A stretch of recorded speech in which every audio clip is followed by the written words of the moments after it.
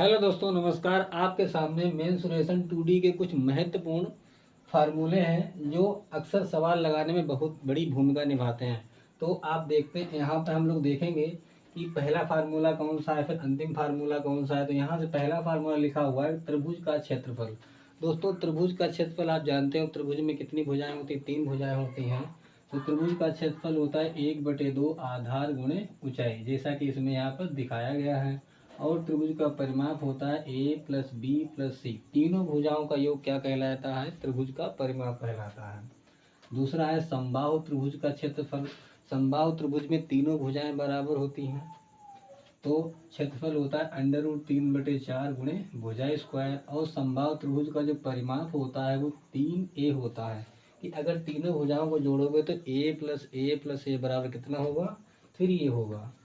विषमबाहु त्रिभुज का क्षेत्रफल। विषमबाहु त्रिभुज में आपको सभी को पता होना चाहिए कि सारी भुजाएं कैसी होती हैं? अलग अलग होती हैं। तो इसमें एक हीरोन्स फार्मूला लगता है। क्षेत्रफल होता है √s, s-a, यस क्या है दोस्तों? ये अर्ध परिमाप होता है a+b+c/2 और इसका परिमाप होता है a+b+c। ओके। अगला हमारे पास है आयत का क्षेत्रफल। आयत में हमारे पास क्या होता है? एक लंबाई होता है, एक चौड़ाई होता है। तो आयत का क्षेत्रफल होता है लंबाई गुणा चौड़ाई, और आयत का परिमाप होता है 2 × लंबाई प्लस चौड़ाई।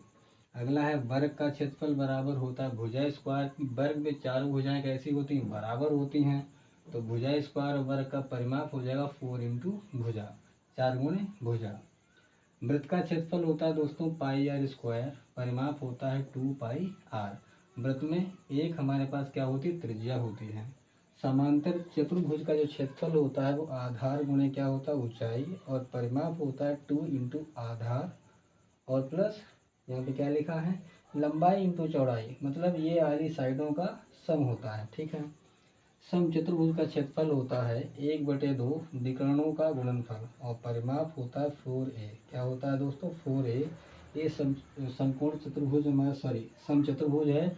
इसमें लगभग एक वर्ग की तरह होता है। इसमें चारों साइडें बराबर होती हैं।